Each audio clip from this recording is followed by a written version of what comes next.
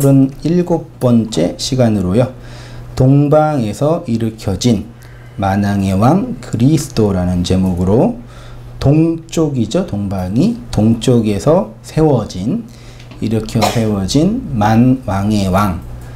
흔히 또 예수님을 만주의 주, 만군의 군, 만군의 군은 잘 모르겠네요. 만왕은 모든 왕들이죠. 만주는 모든 주들이죠. 모든 왕들의 왕. 누가요? 그리스도가요. 그럼 왕은 누구예요? 그쵸. 주도 우리죠. 근데 그 만왕의 왕, 만주의 주를 그리스도로 알지 못하는 자들의 삶의 방식이 5절 이하에 쭉 나와 있으면서 뭐 땜질을 하고 금장색으로 칠하고 망치질을 하고 뭘 자꾸 만들죠. 그리고 이제 뭘 해요? 우상을 이제 세워가죠.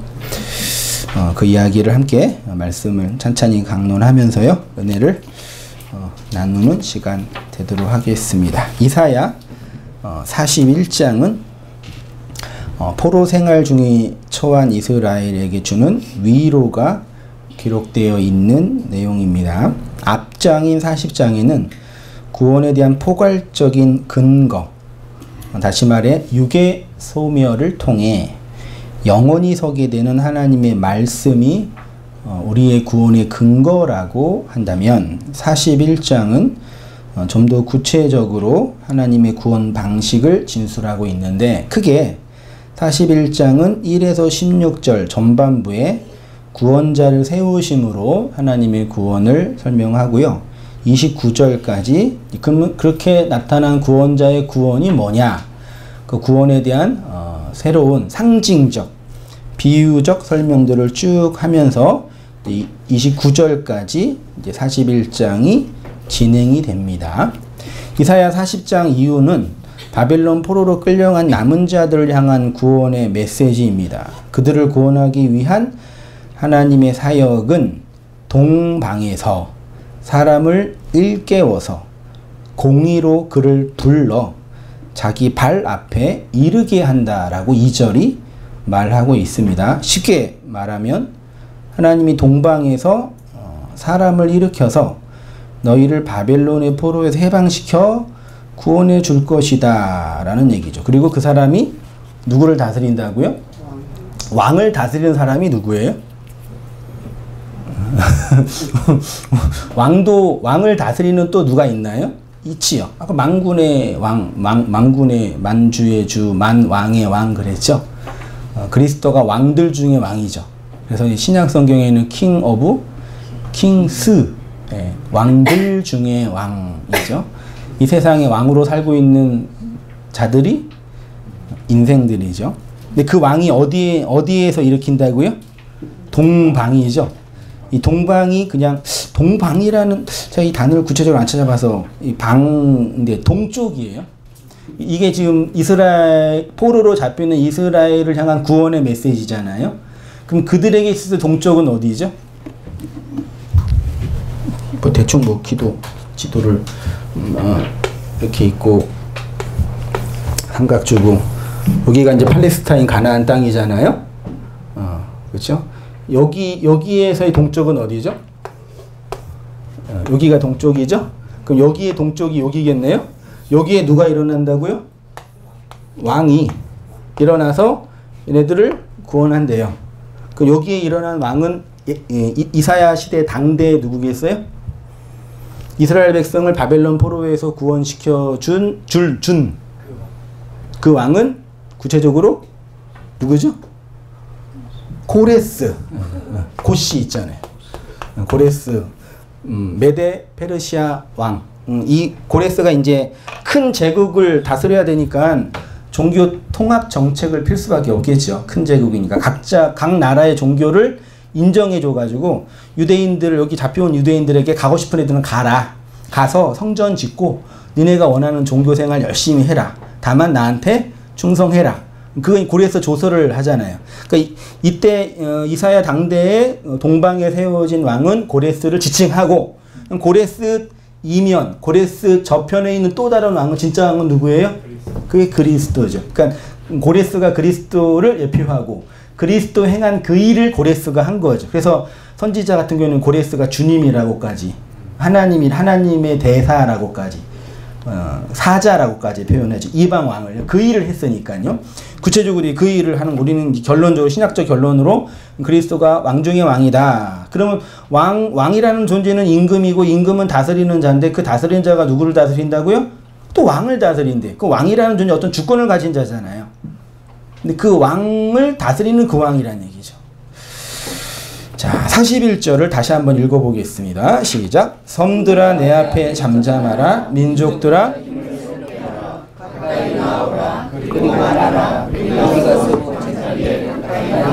네, 이 동방의 한 사람을 일으키기 전에 섬들과 민족들을 향하여 세 가지 명령을 하는데, 첫째는 잠잠하라, 둘째는 새롭게 하라, 세 번째는 어디로 나아가래요. 네, 어디게요? 재판자리로. 네, 한글 성경으로 되어 있습니다. 섬들과 민족은 1차적으로 이스라엘 주변에 있는 이방인을 의미하는 거죠. 이스라엘 백성에 있어 섬나라는 서쪽에 있는 그 블레셋이나 이런 나라들이었어요. 그 다음에 이제 민족들도 이방 민족, 이방 국가를 1차적으로 말하고, 두 번째로는 이스라엘의 이방적인 것.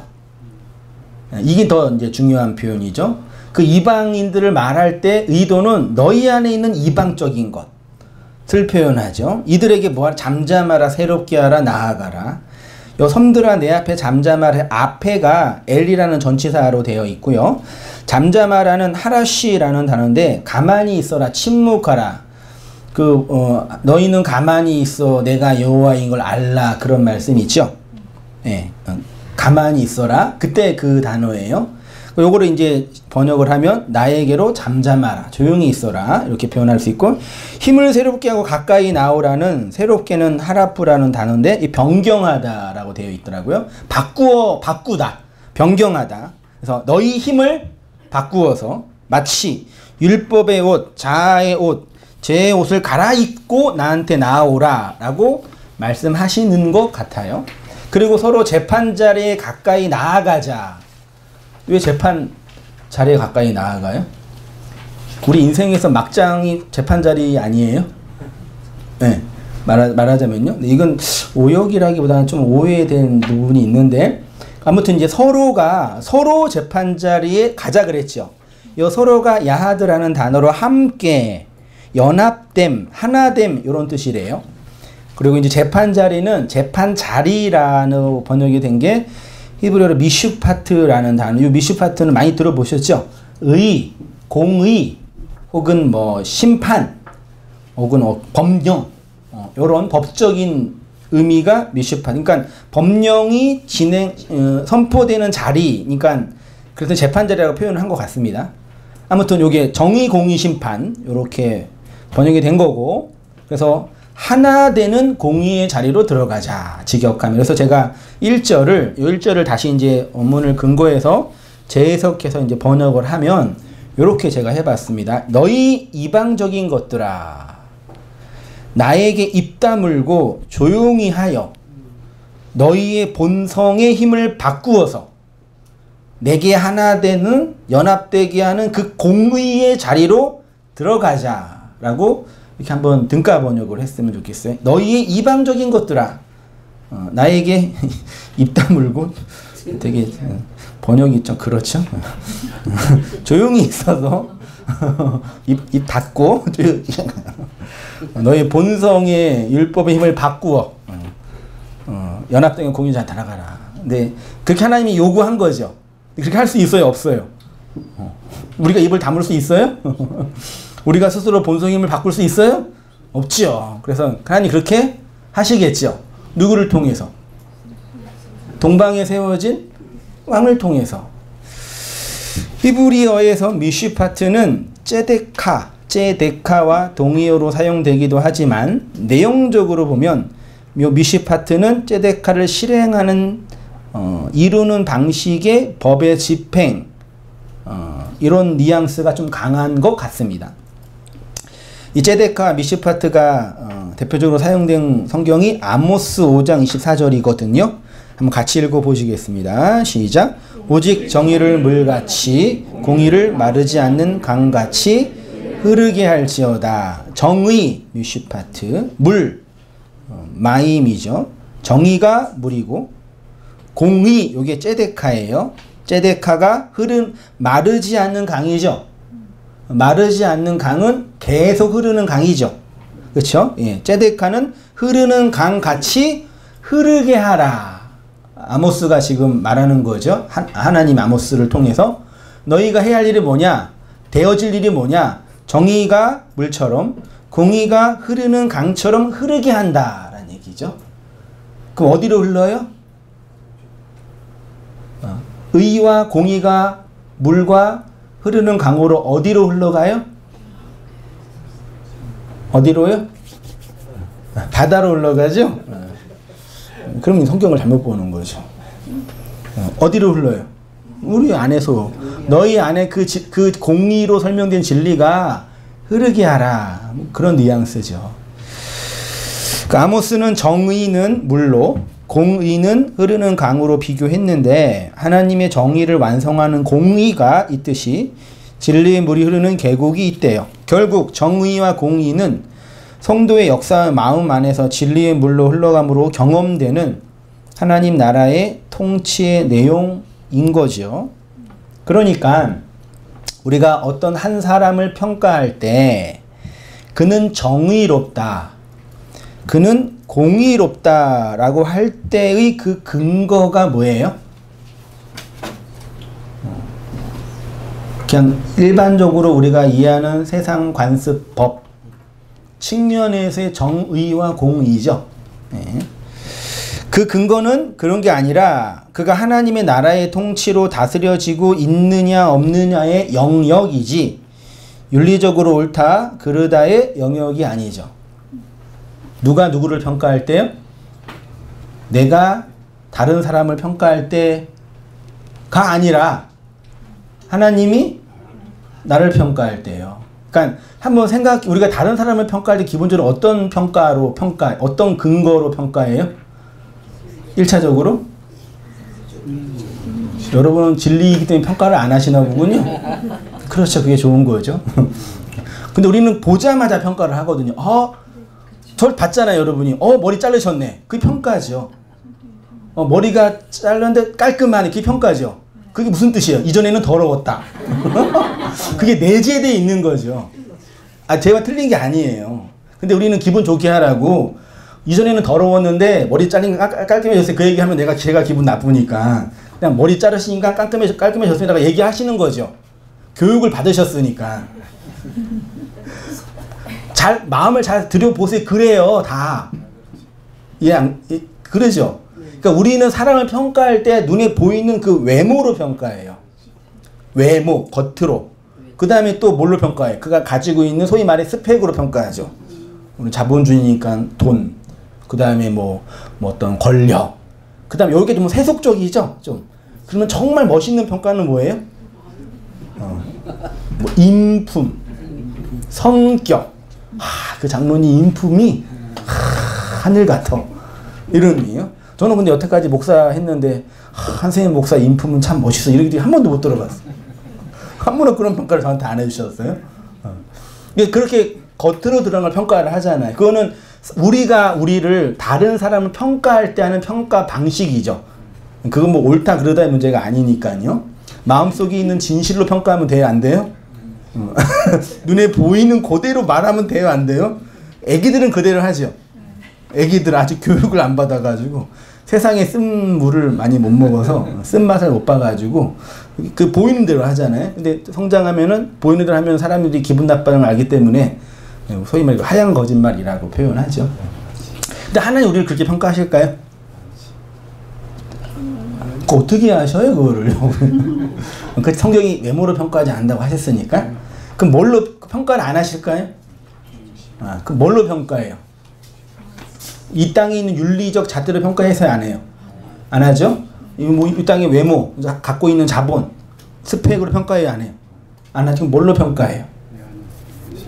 그 아들이 있는 자로 평가를 할 거 아니에요. 그게 하나님의 평가의 기준이죠. 그러니까 성도는 이 땅에서 육을 가지고 있기 때문에 이 세상의 평가를 초월해 살 수는 없겠죠. 살아야 되니까. 근데 그 속에서 하나님의 그 평가에 사는 거죠. 얼마나 우리가 감사해요. 저를 하나님이 이 세상의 외모로 평가하지 않으시고 하나님의 그 기준으로 평가한다. 얼마나 감사해요. 저는 그래요. 성도님들은 억울하세요? 얼마나 그게 감사한 일이에요. 그래서 이 세상에서 성도가 그 하나님의 평가를 받으면서 점점점 어떤 자리에 올라가야 되냐면 하나님의 그 평가로 세상을 평가하는 거죠. 하나님의 마음으로 세상을 바라본다라고 표현하는 거지. 흔히 그거를요. 점점점 어쩔 수 없이 우리도 외모로 딱 보지만 겉으로 딱 스캔을 할 수밖에 없지만 그 속에 있는 내용으로 평가하는 그 깊이가 깊어져야 돼요. 하나님 아버지의 마음이라고 흔히 표현하는데, 그래서 세상 윤리와 도덕은 언제나 변하기 때문에 하나님은 그것들로 우리를 평가하지 않으니 거기에 대해서 어떻게 하시면 돼요? 네, 자유로우시면 돼요. 그렇죠? 아싸, 그러면 이제 나는 이제 뭐 하나님이 이 세상에 있는 윤리 도덕 평가하지 않으니까 막 살아도 돼요. 근데 불편해요, 여러분들. 여러분 요거도 먹어요. 네? 비난받아요. 누구한테? 하나님한테? 아니, 주위에 있는 사람들한테. 나는 그런 비난 상관없어. 난 진리면 돼. 그럼 할 말 없어, 제가. 근데 너무 사는 게 불편해, 그러면요. 버겁고, 지치고, 옷 입을 자유도 있고, 옷 벗을 자유도 있지요. 맞잖아요. 옷 벗고 다녀도 돼요, 안 돼요? 되지요. 그러면 1차적으로 여러분이 저를 불편하게 보실 거고, 이 목사가 미쳤구나. 진리를 전한다더니 완전히 또라이가 됐구나. 왜 주님도 십자가에서 다 옷 벗으셨는데 나도 벗지? 그런 분들 계시긴 계시더라고요. 그거를 잘 이해를 해야죠. 네, 이걸 구분을 못하는 분들이 좀 있어가지고 좀 안타깝더라고요. 잘 이해를 해야죠.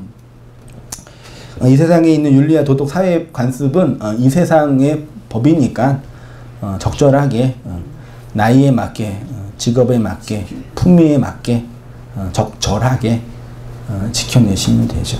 그리고 안 했다고 뭘 할 필요도 없고 했다고 또 자랑할 필요도 없고 그런 자유함과 또 다른 사람을 향한 배려와 그런 게 잘 이해돼야 되죠.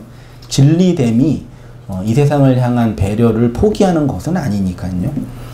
아무튼 하나님은 이 변화된 윤리와 도덕 우리를 평가하지 않으시니 요 점은 분명합니다. 그러니까 그 자유 속에서 살아가면 됩니다. 다시 2절 읽어보겠습니다. 시작. 누가 동방에서 사람을 일깨워 공의로 그를 불러 자기 발 앞에 이르게 하였느냐? 열국을 그 앞에 넘겨주며 그가 왕을 다스리게 하되 그들이 그의 칼에 티끌 같게 그의 활에 불리는 촉에 같게 하매. 2절은 이렇게 공의로 사람들을 자기 발 앞에 이르게 할 왕 중의 왕을 선포합니다. 2절을 원문의 근거에서 번역을 해보니까 누가 동쪽에서 해 뜨는 곳에서 일으켰느냐 그 의가 그 발을 뒤따르리라 이렇게 할 수 있겠습니다. 쉽게 말하면 동쪽에 왕 중의 왕을 일으키게 되고 그가 밟는 곳이 의로운 곳이 된다는 것이죠. 이렇게 동방에서 일어난 왕은 열국을 그 앞에 접수하여 왕들을 다스리는데 어떻게 다스리라면 칼과 활로 다스리죠. 이거 칼과 활은 무슨 무기예요? 공격 무기죠. 사람을 살해하고 죽이는 무기죠. 그렇게 왕이 왕들을 다스린대요. 성경에서 칼과 활은 그리스도의 뭐예요? 입에서 나오는 말씀인 거죠. 말씀의 검이라고 표현은 쉽게 말해 말씀의 검과 진리의 활로 왕권을 통치하신다. 왕들을 다스린다 라는 표현인 것입니다. 성경에서 동쪽은 하나님이 계신 곳, 진리가 있는 곳, 성전이 세워지는 곳이에요. 서쪽이 영명이에요? 동쪽이 영명이에요? 귀인을 만나려면 서쪽으로 가야 돼요? 동쪽으로 가야 돼요? 그래서 중국 가는 것보다 미국 가는 게 더 좋은 거죠. 여러분 졸린 것 같아서 제가 농담한 거예요. 그래서 너무 일이 힘들면 동쪽으로 가보세요. 아이고, 저도 이번에 동쪽으로 가가지고 해를 많이 이렇게 바꿔와가지고 다시 탔어요. 다시 이제 본문으로 와서요. 상징입니다. 네, 상징이에요. 근데 이 상징을 이제 세상에서는 이제 그 점치는 데 사용하지요. 동쪽에 성전이 세워지고 진리가 있죠. 그 하나님이 세운 최초의 성전이 뭐예요? 그게 에덴 동산인 거. 에덴 동산이라는 간이라는 단어가 성전 울타리예요. 에덴 동산은 성전입니다. 에덴 동산이 동쪽에 세워졌어요. 에덴 동산이 동편에 세워졌다라는 것은 그 어디 동쪽이에요? 뒷장에 뒤에 있나? 네. 창세기 2장 8절에 하나님 여호와 하나님이 어디에요? 동방에, 이 해석하기 되게 어려운 본문이죠. 동방의 에덴, 이게 뭐예요? 방위는 그 기준점이 있어야 되잖아요. 기준점. 근데 이거 기준점이 있어요, 없어요? 없잖아요. 그럼 어디에 동방이에요?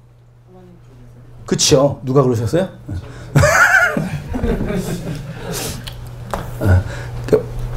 여기에서 여기가 동쪽이잖아요. 여기에 에덴 동산이 세워졌죠. 에덴 동산 건너편에 뭐가 있어요? 하나님 나라라는 초월이 있는 거죠. 그렇잖아요. 여기에 동쪽에 에덴 동산을 세웠죠. 에덴 동산 문이 어디에 있어요? 에덴 동산도 문이 있을 거 아니에요. 그 문을 나중에 이제 화형검으로 막았지만 어디에 있어요? 동쪽에 있잖아요. 에덴 동산이 뭐라 그랬어요? 성전이죠. 성전 문이 어디에 있어요? 동쪽에 있어요. 그렇죠? 물론 이거는 이제 상징적으로 설명하기 위해서 그러는 거예요. 동쪽도 반대편으로 보면 서쪽이에요. 사실은요. 뿐만 아니라 에덴 동산의 출입구도 동쪽에 있어서 사람들을 쫓아내시고 그룹들과 불칼로 그 문을 막으셨습니다. 성막의 출입구도 동쪽에 있습니다. 그 문을 통과해야지 성소와 지성소, 문 3개 있죠. 다 동편에 있어요. 어디에요? 지성소 건너편, 지성소를 기준으로. 쉽게 말해 동쪽은 진리의 출입구가 있다라고 말할 수가 있겠습니다. 이와 같이 하나님이 그 사람을 쫓아내시고 에덴 동산 어디요? 동쪽에 그룹들과 두루도는 불칼을 두어 생명나무 길을 속죄소의 시온자의 그 길을 지키게 하셨다. 거기서 베델이 뭐예요? 베이트엘, 하나님의 집은 동쪽 산으로 옮겨 장막을 치니 되어 있죠.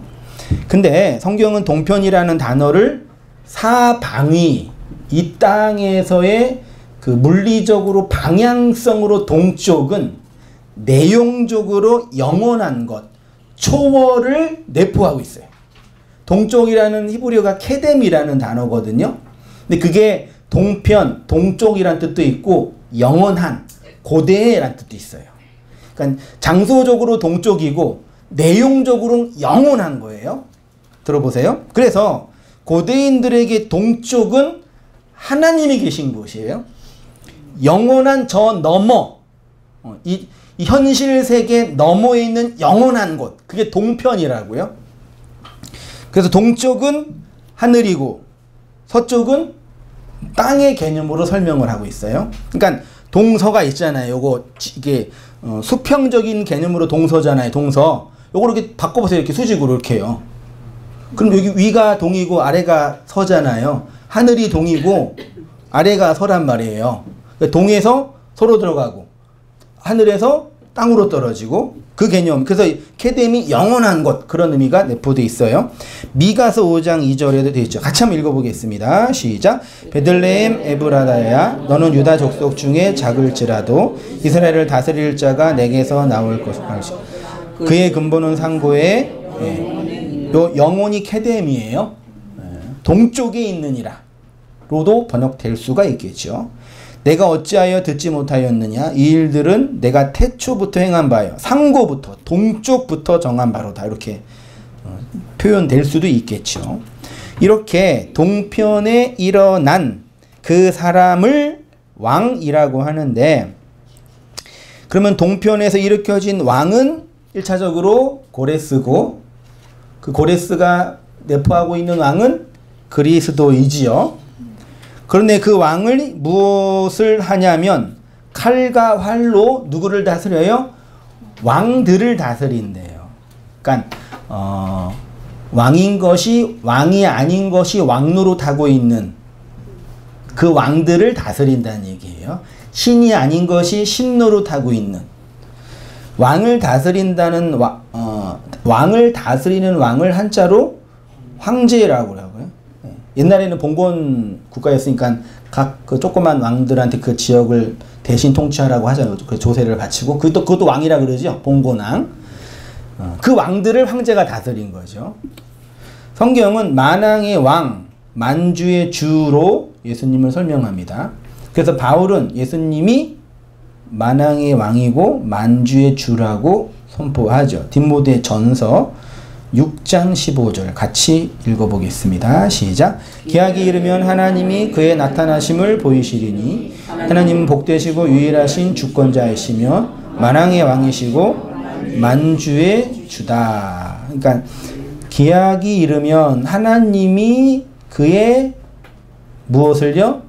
나타나심을 보인다 그랬죠. 하나님이 뭐 하신대요? 나타나신대요. 됐죠? 하나님이 나타나신대요. 그 하나님이 나타나셨어요? 나타나셨으면 보셨겠네요? 네. 보셨어요? 보셨죠? 여러분 다 보셨어요? 무슨 말씀? 보셨어요. 어떻게 봐요? 만왕의 왕이고 만주의 주. 하나님이 뭘로 나타난다고요? 왕들의 왕으로, 주들의 주로, 신들의 신으로 나타나신대요.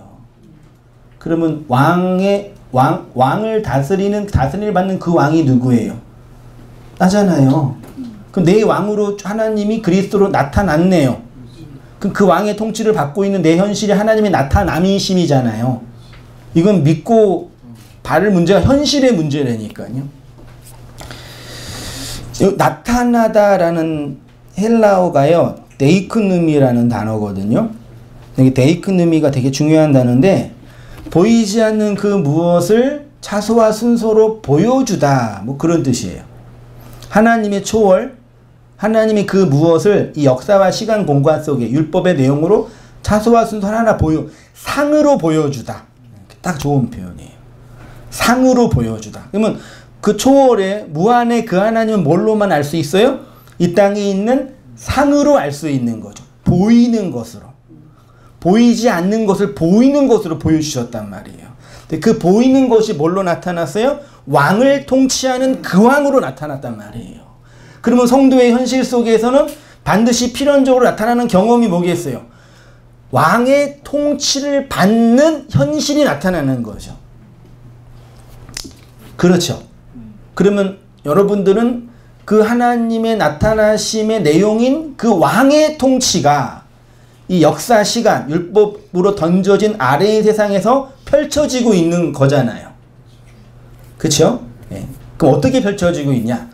그런 이야기 해보겠습니다. 바울은 하나님이 어떻게 나타나서 보이신다고 하냐면 만왕의 왕으로 만주의 주로 나타나시고 보이신다고 합니다. 보이는 것이 데이크눔이란 단어로 하늘의 진리를 설명하기 위해 보여주는 것이래요. 히브리어로 가면 라아와 하자라는 동사가 보다 이거든요. 많이 얘기했어요. 이 하자라는 동사의 명사형이 뭐라고요? 하존이거든요. 이 하존을 구약 성경은 뭘로 번역했냐면 환상, 묵시, 비전 등등으로 표현한 거죠. 그래서 하존, 환상은 겉이 아니라 속을 보는 거죠. 하나님이 차소와 순서 속에서 아래의 세상으로 겉으로 보여진 것을 통해 그 너머와 속과 내용들을 보는 걸 하존이라고 표현할 수 있어요. 빛이 어디에 있어요? 어디에서 비쳐요? 동쪽에서 비치죠. 그럼 동편에서 빛이 비추잖아요. 그럼 그 빛을 내가 뭘로 감지해요? 하나님을 볼 수 없잖아요. 빛이 내 역사와 인생 속을 비추면 내 뒤에 뭐가 나타나요? 그림자가 나타나죠. 어두움이, 죄가. 그럼 그 어두움은 뭐를 근거로 나타나는 거예요? 빛을 근거로요. 그게 환상, 하존이라는 얘기예요. 하나님의 일하심을 보는 거. 그러니까 그 빛이 아니고서는 아무도 자기가 어두움인 거를 몰라요. 빛의 비추임을 받지 않고서는 내 안에 어둠이 있는 걸 아무도 자각하지 못한다니까요. 그러니까 내 역사의 그림자로서의 어둠이 있음은 이미 빛이 비추고 있는 현실인 거죠. 그걸 보는 게 환상을 본다라고 표현하는 거죠. 그런데 바울은 하나님이 보이신 것이 뭐라고 하냐면 하나님은 복되시고 유일하신 주권자이시며 만왕의 왕이고 만주의 주입니다. 만주의 주는 모든 주들 중에 주, 만왕의 왕은 모든 왕들 중에 왕. 그래서 구약에서도 신명기에 있네요. 하나님은 하나님 여호와는 신들 중에 신 가운데 뭐라고요? 신이다. 유일한 신이니까 이게 단순히 고대 시대는 다실론이었으니까 여러 신들 중에 최고의 신이 여호와다 라는 것도 말씀하는 거지만 실제는 여러 신은 결국 뭐예요? 누구예요? 이 아래 세상의 신 노릇하고 있는 인생들이 신이잖아요. 가짜 신들. 그 신 중에 진짜 신이 여호와다 그 얘기를 하는 거지 단순히 바알이나 아세라나 이런 형상과 모양을 만든 그 신은 가짜다 그것만 얘기하는 게 아니죠. 그것만 섬기는 게 우상숭배가 사실 아닌 거죠. 동쪽에 일어난 그 사람이 모든 주들 중에 주이고 왕들 중에 왕이라고 합니다. 이사야는 이 동방의 왕이 누구를 다스린다고 하냐면 왕을 다스린대요. 그러면 하나님이 우리에게 어떻게 보이신다고 하냐면 그 왕들 중에 왕으로 주들 중에 주로 나타나 보이신다고 하는데 그래서 왕을 공격하는 모양새가 나타나는 거예요. 권력은 하나예요? 두 개예요? 하나뿐이 없죠? 왕은 절대 들을 수 없죠? 네. 왕이 두 명이면 산으로 가죠? 네. 성경은 이렇게 하늘의 왕, 동쪽의 왕이 땅의 왕들, 서쪽의 왕들을 공격하고 정복하는 것으로 하나님 나라 설명하죠. 대표적인 게 여호수아의 정복 전쟁이죠. 여호수아가 어디에서 어디로 들어갔어요? 지도를 보면 애굽에 있다가 그림이 여기 있다가 여기에서 여기 400년 있다가 여기서 돌다가 일로 들어가면 열흘길이면 가잖아요. 그렇죠. 근데 굳이 돌다가 우회해가지고 요 허리를 치고 들어가는 거죠. 요단강을 치고. 예. 여기가 동편이죠. 아난 동편. 여기가 서편이고. 그러니까 동쪽에서 오는 거죠. 자, 여호수아 3장 6절 같이 읽어 보겠습니다. 시작. 여호수아가 또 제사장들에게 말하여 이르되 언약궤를 메고 백성의 앞에 건너라.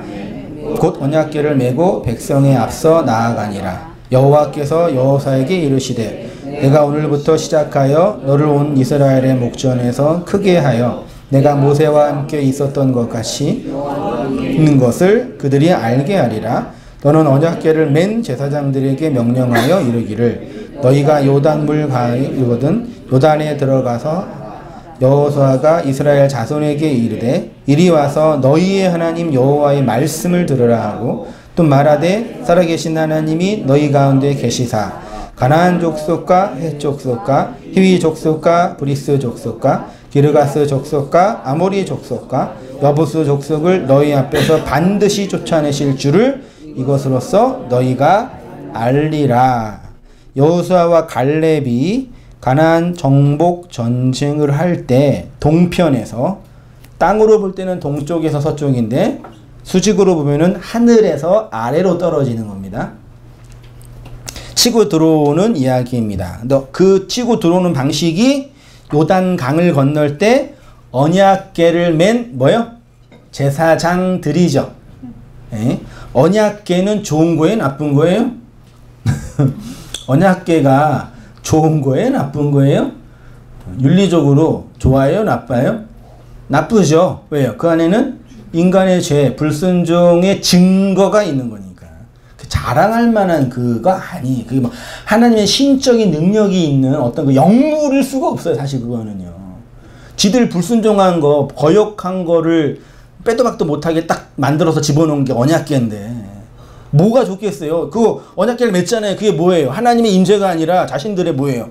죄, 어두운 그림자를 메고 가는 거예요. 뭐 그게 뭐 하나님의 신적인 임재가 나타나는 영물일 수 없다니까요. 근데 그거 가지고 나중에 이제 다윗 시대나 왕들 시대는 그 언약궤 가지고 전쟁 치르면서 요거 갖고 있으면 이길 수 있다 그런 거잖아요. 왜 그런 거예요? 이 경험이 있었기 때문에 고대 시대 때. 그 내용이 뭔지도 모르고 그냥 것만 가지고 그거 갖다 자랑하면 그렇게 되는 거예요. 이거 사실 자신들의 죄와 악을 폭로하는 건데 그걸 누가 매요? 제사장들이 된다니까요. 사죄의 은혜가 나타나는. 그래서 언약궤는 반드시 누가 매는 거예요? 제사장이요. 그게 요단강을 건너가죠. 요단강을 건널 때 언약궤를 맨 제사장들을 앞에 두고 갑니다. 인간의 죄와 그 죄를 덮으시는 하나님의 은혜인 거죠. 그 언약으로 우리를 침공하고 들어오시는 거예요. 네? 제가 침공이라는 전쟁 용어를 써서 우리가 좀 감정적으로 안 좋을 수 있는데 그 언약으로 들어오시는 거예요. 그 뭐 하나님의 말씀이 우리의 목을 친다. 우리를 공격한다. 우리를 해체한다. 우리를 깨트린다. 좀 부정적인 어휘죠. 네. 그래서 막 우리가 막 하나님 믿고 진리를 알면은 다 깨트려지고 해쳐지고 죽고 막 그렇게 되는 것 좀 이해되지만 내용은 맞지만 그 안에 있는 핵심 코어는 언약이 실현되는 거죠. 그러니까 가나안 땅의 입장에서는 그 정복군이 가나안을 점령하는 건데 그 땅의 입장에서 본다면 하나님의 나라가 이렇게 어떻게 된 거예요? 언약으로 확장돼 가는 거죠. 우리의 옛 자아 입장에서는 그 자아가 죽어가는 경험인데 그 언약의 입장에서는 내 역사와 인생 속에도 확장해 가는 거죠. 요당에 하나님의 덮으심의 은혜가 하나님 반대편에 있는, 다시 말해 하나님을 대적하는 가나안 7 족속인 우리를 정복하는 하나님의 복음의 내용을 보여주는 겁니다. 가나안 족속, 헷 족속, 히위, 브리스, 기르가스, 7 족속이죠. 7 귀신 들린, 귀신 들리는 거짓된 말, 헛된 말, 더러운 말을 갖고 있는 모습을 상징하는 거죠. 그래서 요게 이제 왜곡된 말을 가진 자들을 표현하는 거예요. 그래서 그 언약, 묶여진 말이 그 왜곡된 말을 접수하여 점령해 가는 거죠. 성도가 하나님의 나라가 된다라는 것은 우리의 인생의 동쪽에서 빛이 비추죠? 말씀이 떨어지죠? 그래서 나의 죄와 어두움이 폭로되죠? 진리의 말씀으로 치고 들어오는 것으로 시작됩니다. 내 마음의 문이 동쪽에 있는데 첫째 문은 성막 출입구. 우리가 성막으로 들어가는 것을 반대로 얘기하면 그 언약이 나한테 들어오는 거잖아요. 단계로. 그래서 애굽이나 광야나 가나안의 그 과정과 단계를 보여주시는 거죠. 하나님은 이렇게 내 마음의 문을 언약으로 뚫고 들어오십니다.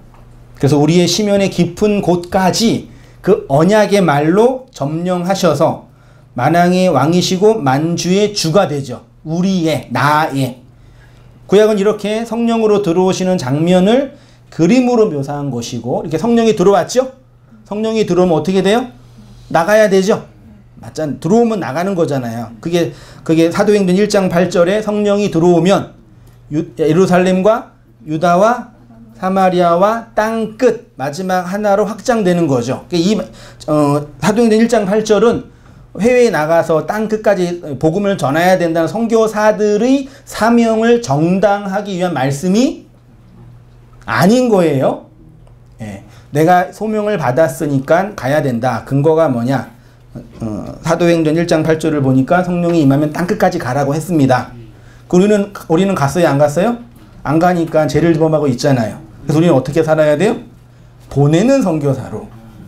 그래서 가는 선교사님이 계시고 보내는 선교사가 있으니까, 그래서 여기서 기도로 재정으로 후원하는 걸로 그렇게 이제 우리의 그 뭐라 그럴까요? 자책감을 원래 가야 되는데 그런 걸 말씀하려고 이렇게 있는 거겠냐고요. 아무 상관없는 거죠, 그거랑요. 가서 해야 할 사람도 해야 되겠죠. 그러니까 그 이야기가 아니라 구약에서 내 안에 들어온 말씀이 성령을 통해서 하나하나 확장해 간다. 그 얘기를 하는 겁니다. 자, 계시록 17장 14절 읽어보겠습니다. 시작. 그들이 어린 양과 더불어 싸우려니와 어린 양은 만주의 주시요 만왕의 왕이심으로 그들을 이기실 터이요. 그래서 성령이 임하면 그리스도와 하나 된 교회 안에서 다시 안에서 밖으로 흘러가는 걸 묘사하는데, 이렇게 만주의 주이신 그리스도는 계시록에서 짐승과 싸워요. 만왕의 왕이신 그리스도는 그들이 어린 양과 더불어 싸운대잖아요. 요 그들이 누구라고요? 짐승이에요. 요 짐승이 어떻게 나타났냐면 계시록 10장 위에 쭉 나타나는데 11장 15절 제가 보겠습니다. 11장에서 천사가 마지막 나팔을 불면 하늘에서 큰 음성이 떨어집니다. 그리고 세상 나라가, 나라는 왕이죠. 세상의 나라가 우리 주와 그의 그리스도의 나라가 되어, 세상 나라가 그리스도의 나라가 되어 뭐 한대요? 왕노릇 한다. 왕권이 실행된다 라고 표현합니다. 세상의 주와 그리스도의 나라가 된다라는 것을 왕노릇 한다라고 합니다. 이게 천년 왕국이에요. 그리스도가 만왕의 왕이 된다라는 것이 교회의 왕노릇, 천년 왕국의 현실이래요. 어린 양이 짐승과 싸운다라는 것은 내 안에 있는 짐승 속성, 이 땅에 태어난 모든 인간은 네 발로 기어다니죠. 태어나면 짐승이에요. 네. 태어나면 예쁘지만 하는 행동은 짐승이고, 자라서 이제 네 발이 두 발이 되는 거죠. 그래서 허리를 세워서 직립보행하여 어디를 쳐다봐요? 하늘을 쳐다보죠. 네 발로 기는 짐승과 벌레들은 하늘 못 쳐다, 이렇게 한번 쳐다볼 수 있나? 힘들죠? 네. 사람만 어딜 쳐다봐요? 땅에 있지만 하늘을 쳐다봐요. 하늘을 바라보면서 하는 거예요. 그 짐승 속성이 언약의 피, 속죄의 피로 덮여지는 구속의 이야기인 거죠. 쉽게 말해 어린 양이신 그리스도가 짐승의 왕 되고 싶은 우리의 속성을 드러내요.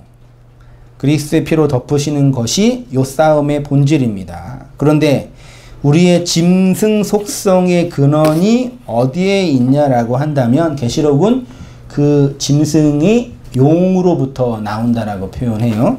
계시록 12장 7절 본문 같이 한번 읽어보겠습니다. 다음 장까지요. 하늘에 전쟁이 있으니 미가엘과 그의 사자들이 용과 더불어 싸울세 용과 그의 사자들도 나아가 이기지 못하여 하늘에 그들이 있을 곳을 얻지 못한지라. 큰 용이 내쫓기니 옛뱀 곧 마귀라고도 하고 사탄이라고도 하며 온 천하를 꾀하는 자라. 그가 땅으로 내쫓기니 그의 사자들도 그와 함께. 그럼 계시록이 좀 보셨나요? 어려워요, 쉬워요? 어렵죠? 근데 제가 늘 말씀드리지만 초월자이신 하나님이 고대시대 학력이나 문자도 잘 몰랐던 일반 사람들에게 하나님이 그 무엇을 설명하기 위해서 책을 썼는데 그 책을 이렇게 어렵게 쓰면 돼요, 안 돼요?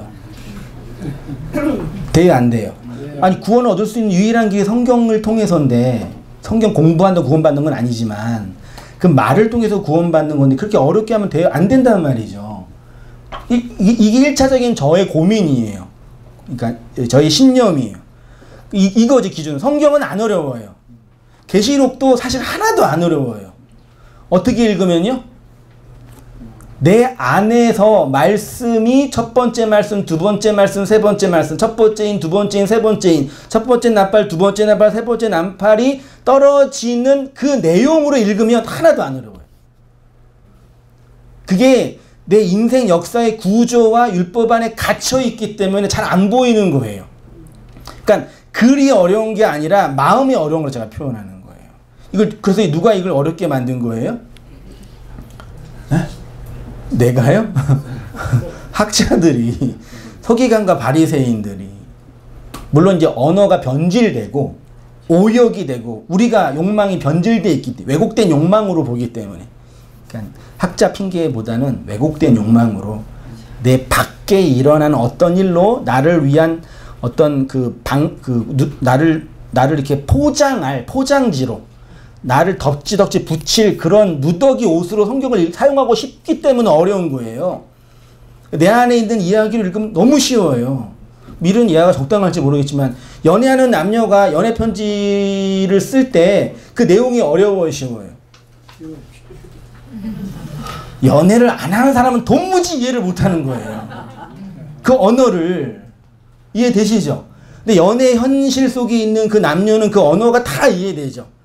하늘의 그 별은 너의 눈빛이고 눈빛이 웃어 벌써부터. 저 구름은 너의 그 솜사탕의 마음. 그 시적인 언어가 다 이해되잖아요. 계시록이 다 그런 시적인 언어, 묵시적인 언어예요. 초대교회 로마의 핍박을 받고 있는 현실 교회뿐만 아니라 율법이라는 이 왜곡된 방식에 고통받고 있는 그 현실 교회를 향한 하늘 하나님의 연애편지, 위로의 말씀이라니까요. 네 안에 이루어지고 있는 너와 남의 그 관계에 관한 이야기예요. 그런 관점으로 찬찬히 읽으면 너무 쉬워요, 진짜. 물론 이제 조건이 있죠. 뭐예요? 가능한 한 원전은 없지만 원문을 근거해서. 그래서 21세기에 사본이 많이 발견되어지고 수많은 학자들이 이 많은 원전을 연구해서 책으로 만들어 놓은 요 자료가 있기 때문에 가능한 거예요. 훨씬 더 쉽게. 훨씬, 그러니까 원문을 몰라도 진리는 진리로 아는 거니까. 근데 그걸 알면 더 선명하게 보이는 거죠. 왜 왜곡됐는지 그나마 좀 더 정확하게 이게 요렇게 돼서 요렇게 변질됐구나 보이니까 더 분명하게 확신이 되는 거죠. 그런 의미에서는 되게 그 21세기 많은 학문이 이렇게 부흥하면서 이 문자 자체를 연구하는 게 우리한테 많이 도움이 되는 거죠. 저도 이렇게 히브리 헬라 원어 원전 갖고 있는데 지난주에 우리 권사님이 그 히브리어 성경 등 누가 이렇게 사고 싶다고 추천해 달라 그러는데 갖고 있는 그 프로그램 CD 하나거든요. 세 개를 제가 돌리면서 비교해서 공부를 하는데 CD 하나에 500권의 책이 있어요. 그 500권의 책도 그냥 그런 수필이 아니라 다 사전. 그 유수한 학자들이 평생 헤세드 단어 하나 공부해서 평생 공부한 거. 그런 사전을 총망라해서 편집한 게 그런 프로그램이에요. 그렇게 만들어 놓은 게 있으니까 쉽게 클릭해서 분석할 수가 있는 거죠. 시간만 투자하고 신학적 어떤 기준만 있으면요. 그런 그 학문적인 결과를 잘 이용해서 우리의 그 왜곡된 욕망을 잘 해석해내서 성경을 읽으면 어느 성경이든 그냥 하나님의 그 마음과 지로 훅 다가와. 한글로도 읽어도 충분히. 그렇지 못한 이유가 그런 것 때문에 그러는 거죠. 다시 이제 그 계시록도 사실 그런 얘기예요, 사실은요. 그렇게 어렵게 쓸 필요가 없는 거죠, 사실은. 자, 근데 이제 다시 와서 12장 7절에 하늘의 전쟁이 있대죠. 하늘의 전쟁. 이 공간의 하늘이겠어요? 네? 요 성층권에 있는 전쟁이에요? 네, 우리 마음에 있는 전쟁이죠. 전쟁이 있는데 누구예요? 미가엘과 그의 사자죠. 미카엘과 그의 사자. 사자는 헬라어로 뭘까요? 안겔로스예요. 천사죠. 천사는 뭐예요? 말씀이에요. 그냥 말씀으로 딱 맞아요, 그냥. 네. 말씀을 가진 자예요. 전달하는 자. 미가엘은 천사장이거든요. 말씀의 짱. 그 누구예요? 그리스도. 그죠? 그러면 그리스도와 그의 말씀들. 이렇게 번역해보고 밑에 용과 더불어 싸울세. 용과 그의 사자 있죠? 요 사자는 또 헬라어로 뭘까요? 요것도 안겔로스예요. 그러니까 안겔로스 천사는 좋은 거 나쁜 게 아니에요. 그냥 말씀을 갖고 있는 것. 그러니까 나쁜 천사, 좋은 천사 그런 거 없어요. 그냥 일반 명사예요, 그냥. 근데 그게 용의 말씀이니까. 용은 뭐예요? 이게 뭐 드라곤인데 뱀이죠. 옛뱀이라고도 해요. 사단. 예. 사단의 말. 그게 거짓된 말이고 더러운 말이잖아요. 그러니까 하늘의 전쟁은 무슨 싸움이에요? 말싸움. 예? 거짓된 말과 진리의 말의 싸움이에요. 일곱 족속은 거짓된 말을 가지고 있는 일곱 귀신 들린 자들이에요. 우리가 그런 왜곡된 말로 있다고요. 그 왜곡된 말로 있으니까 성경을 읽어도 이해가 돼야 안 돼요. 안 되지요. 성경도 왜곡돼 있고 문자가. 나도 왜곡돼 있으니까. 근데 말씀이 들리고 그 왜곡된 말이 하나하나 벗겨지면 성경이 하나하나 이해된다니까. 그러니까 이게 학문적으로 이해되는 언어가 아니라 그게 하나님 아버지의 그 사랑의 표현이고 나를 향한 배려의 손길이라는 게 훅 다가오는 거예요. 그래서 하나님이 이 수많은 역사의 변화와 수많은 전쟁의 위협 속에도 뭘 지켜냈어요? 성경을 기록된 말씀을 텍스트를 지켜낸 거예요. 누구를 사용해서? 유대인들을 사용해서. 말씀의 내용인 그리스도를 거부하는 유대인들의 그 그릇을 사용해서요. 자, 다시 5페이지로 와서요. 미가엘과 그의 천사가 용과 그의 사자들과 하늘에서 싸웁니다.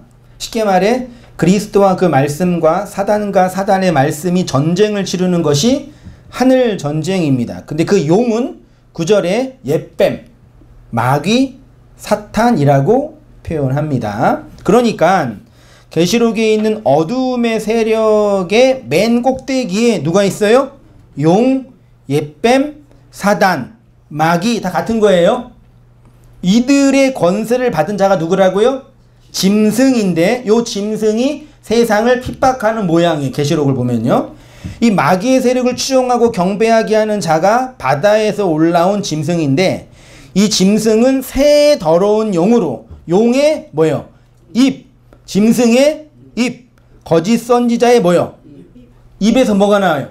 말이 나와요. 왜곡된 말. 요 입으로 천하의 왕들 아래에 땅 아래에 있는 왕들을 뭐 한대요? 미혹한대요. 보지 못하게 한대요. 이 거짓 영들이 세상 왕들을 어디로 모아요?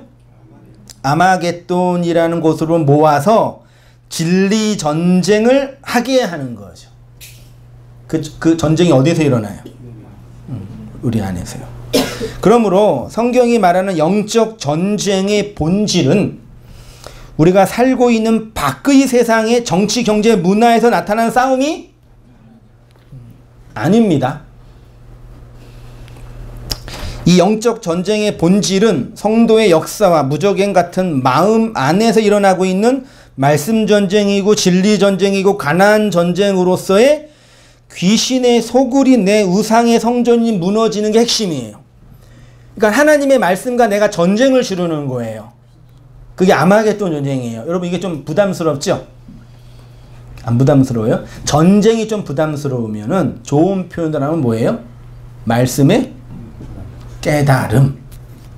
말씀을 아는 것. 네. 그 말을 알아먹는 것. 말귀. 들을 귀가 생기는 것이라고 표현하는 거예요. 이 전쟁의 실체를 알고 있는 자는 오직 말씀에 언약의 말씀에 정복당하는 성도뿐이 없습니다. 그는 전쟁의 실상과 실체를 정확하게 목도합니다. 무시무시한 하늘의 전쟁에서 간절하고 열렬히 진리를 구하는 깨끗한 영을 구하는 양식이 되는 새떡을 구하는 기도를 할 수밖에 없죠. 여러분 내가 전쟁을 좋은 말로 깨달음이라고 표현했는데 요거를 이제 일반적인 용어로 이해라고 표현해 보겠어요. 사람이 사람을 이해하는 게 쉬워요, 어려워요? 다 자취하고 우리 집사님 40년 사셨나요? 두 분이서 같이 50년인가 40년인가요? 네? 저 오래 사셨죠? 40년, 50년이라고 칠게요. 이해되세요? 자, 50년 사신 분 속을 모른답니다, 지금. 정확해요, 그게요. 근데 그래서 그 사람을 이해한다는 게 거의 불가능하죠. 그게 아는 거라니까. 깨닫는 게 쉬운 게 아니에요, 그래서요. 그래서 저도 가끔 느끼지만, 아, 내가 이 사람을 모르지만 알게 될 때 반드시 경험하는 게 뭐예요? 나의 부정. 그래서 이해하기가 싫은 거예요. 이 사람을 이해하면 내가 부정돼요. 왜 그런지 모르겠어요. 자존심의 문제가 아니라. 그만큼 인간이 인식 틀이 어마무시한 권력이에요. 하나님을 이해한다는 건 그런 측면이라니까요.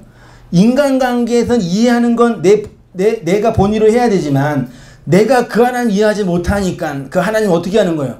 그냥 뚫고 들어오시는 거예요. 이해시키는 거예요. 그걸 전쟁이라고 제가 표현하는 거예요. 그러니까 전쟁이 우리의 경험, 그러니까 막 하늘의 전쟁, 뭐 영적 전쟁, 막 실제로 막 세계 3차 대전 일어나고 막 이단들이 막 그런 전쟁이 아니라 그 초월의 하나님을 역사에 살고 있는 내가 받아들이고 하나하나 이해해 가는 게 내 마음의 전쟁이래. 사람 하나 이해하는 것도 이렇게 힘든데. 사랑해서 결혼했잖아요. 이 사람이 아니면 내가 죽을 것 같아도 결혼했잖아요. 근데도 이해가 안 되잖아요. 근데 이해하는 게 나의 또 다른 성장이고 성숙이란 말이죠. 그죠? 그러니까 내가 하나님을 안다라는 건 그런 우주론적인, 존재론적인 이해의 지평이 내포되어 있는 거예요. 그러니까 우리가 쉽게 알았다, 깨달았다, 그 말 못하는 거예요, 사실은요. 그냥 지식과 정보를 내가 이렇게 여러 설교를 듣고, 누가 한 말 보니까 그 말이 좋은 말 같아 얘기하는 거지, 그 말이 내 마음속에서 인식되고 이해되어지는 나의 죽음으로 나타나는 건 다른 차원의 영역인 거라니까요. 그래서 그 좋은 방식 중에 깨닫는 거, 공부하는 거, 알아가는 거. 그러니까 어떤 의미에서 공부하는 거잖아요. 배우는 거고 듣는 거잖아요. 자꾸 듣고 싶잖아요. 왜요? 알아야 되니까. 근데 그 알미 나를 부정하는 알미라니까요. 그걸 전쟁이라고 표현하는 거예요. 괜히 뭐 실제로 이 땅에 이스라엘은 뭐 3차 대전 막 나라가 나라를 띄우는 그런 전쟁은 성경이 표현하는 그걸 빗대어 상으로 설명해 주는 거죠. 하도 못 알아보니까요.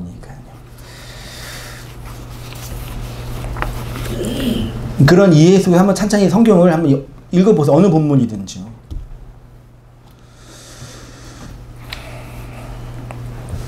이 무시무시한 하늘의 전쟁에서 그래서 성도는 간절히 아이테오 하는 거죠. 성경이 말하는 기도는 이 기도로 수렴돼요.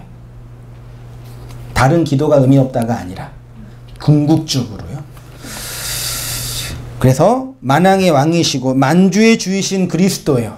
나를 당신의 나라로 당신이 다스리고 통치하는 나라로 세워주옵소서라고 속에서 탄식이 일어나요. 그게 성도의 기도라니까요. 4절 이하 한번 같이 읽어보겠습니다. 시작. 이 일을 누가 행하였느냐? 누가 이루었느냐? 누가 처음부터 만대를 불러내었느냐? 나 여호와라. 처음에도 나요. 나중에 있을 자라도 곧 그니라. 섬들이 보고 두려워하며 땅끝이 무서워 떨며 함께 모여와서 각기 이웃을 도우며 그 형제에게 이르기를 너는 힘을 내라 하고 목공은 금장색을 격려하며 망치로 고르게 하는 자는 매질꾼을 격려하며 이르되 땜질이 잘 된다 하니 그가 못을 단단히 박아 우상을 흔들리지 아니하게 하는도다. 느낌이 오세요? 어떤 말씀처럼 느낌이 오세요? 각기 이웃에게 형제에게 힘을 내세요. 기운을 내세요. 금장색을 칠하고 망치로 칠하고 이것저것 만들고 땜질을 해가지고 뭘 만든대요? 뭘 흔들리지 않게 한대요? 그러니까 만왕의 왕이신 그리스도가 말씀으로 아마겟돈 전쟁 공격해 들어오는데 한편에 있는 자들이 그 말씀을 그게 우리 모습이에요. 그 싸움이 항상 있는 거죠. 그런데 동방에서 일으켜진 왕 중의 왕의 통치를 거역하는 자들의 삶의 방식이 어떠하냐면 여전히 하나님 반대편에서 하나님을 말씀을 우상으로 만들어 흔들리지 않는 자기 확신으로 그 우상을 붙잡으며 살아갑니다. 그는 말씀을 잘 이용하고 치장하고 꾸미는 기술자이죠. 그 말씀으로 자기를 어떻게 해서든지 화려하게 꾸미고 싶어 하죠. 여전히 왕으로 세상 임금으로 더러운 영으로 살아보겠다는 악인들의 더러운 욕망일 뿐입니다. 그래서 하나님은 그들과 어떻게 해요? 싸우지 않아요. 어떻게 해요? 그냥 자기 욕망, 본성에 충실하게 살도록 두시는 거. 그래서 로마서는 버려둔다고 표현하죠. 하나님의 그 언약의 말씀의 싸움을 경험하는 자는 성도뿐이 없어요. 그래서 시편을 쭉 읽어보세요. 시편 1편부터 끝까지 다 읽어보세요. 시편의 결론이 뭔지 아세요? 쉬운 말로. 왜 나만 갖고 그래? 쟤는 안 건들고 왜 나만 가지고 그러세요, 하나님? 내가 뭐 잘못한 거 있나요? 쟤는 잘 사는데. 쟤는 이렇게 뭐 말씀도 별로 이렇게 안 듣고 예배 생활도 제대로 안 하는데 행복하게 사는데 나는 맨날 새벽마다 기도하고 말씀 듣고 그러는데 왜 나만 이렇게 달달 볶으세요? 달달 볶으세요. 그게 시편의 총론이에요. 성도가 역사 안에서 경험하는. 왜 나만 가고 그래요? 언약 백성이니까. 왜 쟤는 가만히 둬요? 그냥 본성에 살도록 두시는 거니까요. 싸움을 안 거시는 거죠. 하나님 싸움 걸고 막 공격하고 달달 볶으시죠. 잘 이렇게 뭐 해야 돼요? 볶아줘야 돼요. 로스팅이 잘 돼야 아름다운 향기가 나고 적당하게 까매져야 구수한 향에서 맛있는 커피가 나오고 내려서 마시고 돌려서 마시고 갈아서 먹고 덧치로 먹고 뜨겁게 하고 고구마도 달달 볶잖아요. 이렇게 빛으로 달달 볶잖아요. 우리 집사람이 가서 어디 또 뒤집어줘요. 이렇게 뒤도 볶으라고. 달달 볶는 거죠. 달달 볶아서 아주 최고의 극상품 원두가 되게. 그래서 이렇게 말씀의 볶임을 당하고 있는 성도님들을 위로하려고 힘내시라고. 그게 당연한 거니까 너무 본인을 이렇게 정죄하거나 그렇게 하지 말라고 격려하기 위해서 말씀. 저도 이렇게 볶임을 당하고 있으니까. 그래서 그렇게 말씀에 의해 볶여진 자가 모여서 그 볶여진 내용들을 외롭고 힘드니까 나누고 전하고 증거하고 그 언약이 실행되어지고 그게 교회 모임의 핵심이겠죠.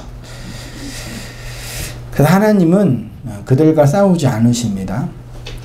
어떤 이는 하나님의 힘과 능력이 없으신 것인가 회의하기도 하지만 하나님과 싸워서 이길 인생은 어디에도 없지요.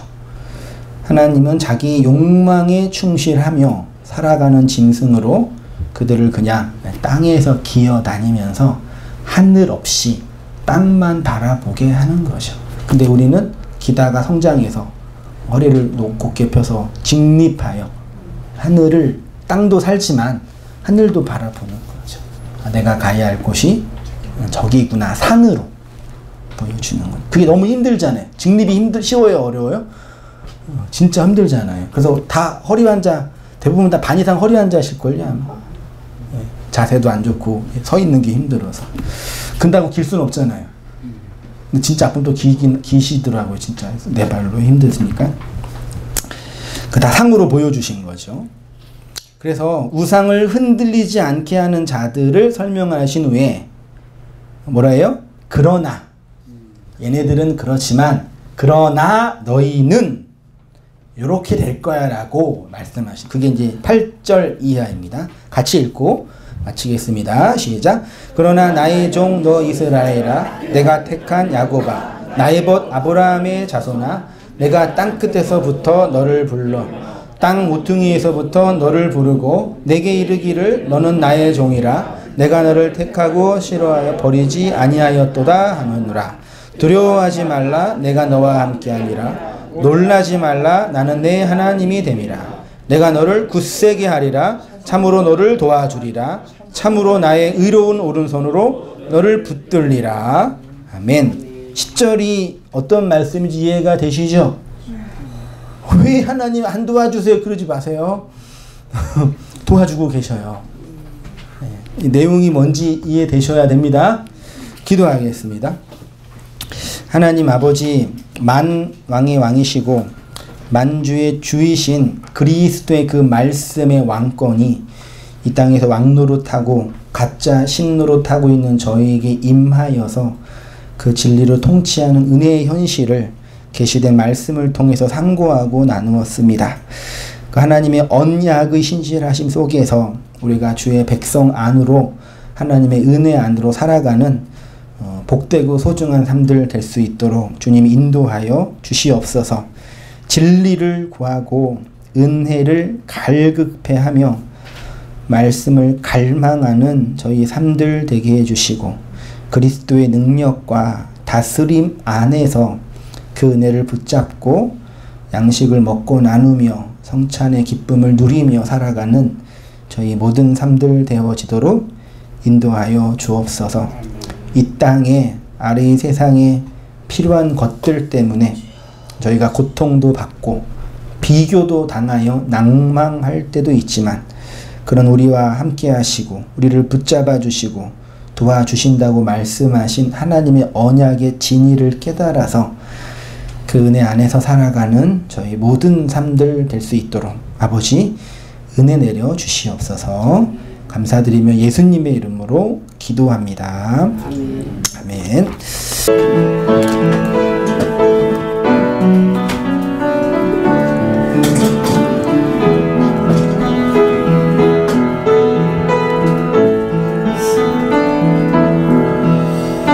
너의 하나님 여호와가 너희 가운데 계시니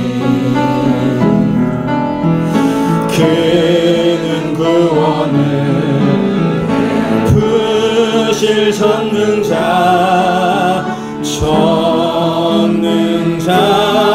시리라. 그가 너로 인하여 기쁨을 이기지 못하시며 너를 잠잠히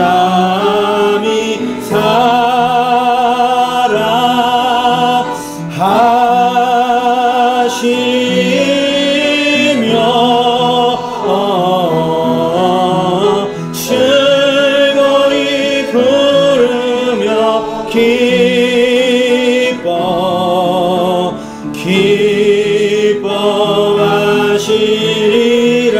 나의 하나님 여호와가 나의 하나님 여호와가 나의 가운데 계시니 그는 구원을 베푸실 전능자시리라.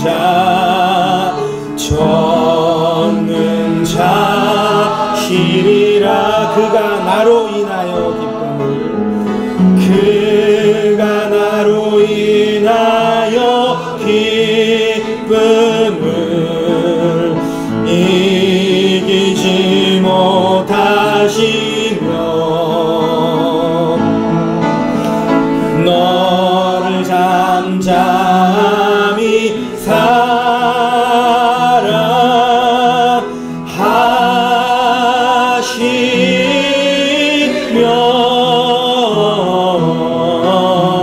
즐거이 부르며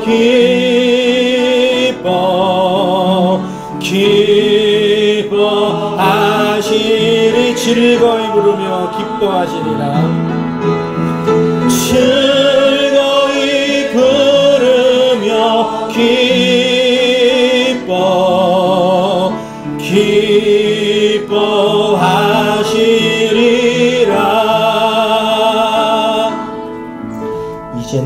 주 예수 그리스도의 은혜와 하나님 아버지의 크신 사랑과 성령의 교통하심이 우리 모든 성도님들의 삶 속에 지금부터 영원까지 함께 있을지어다. 아멘.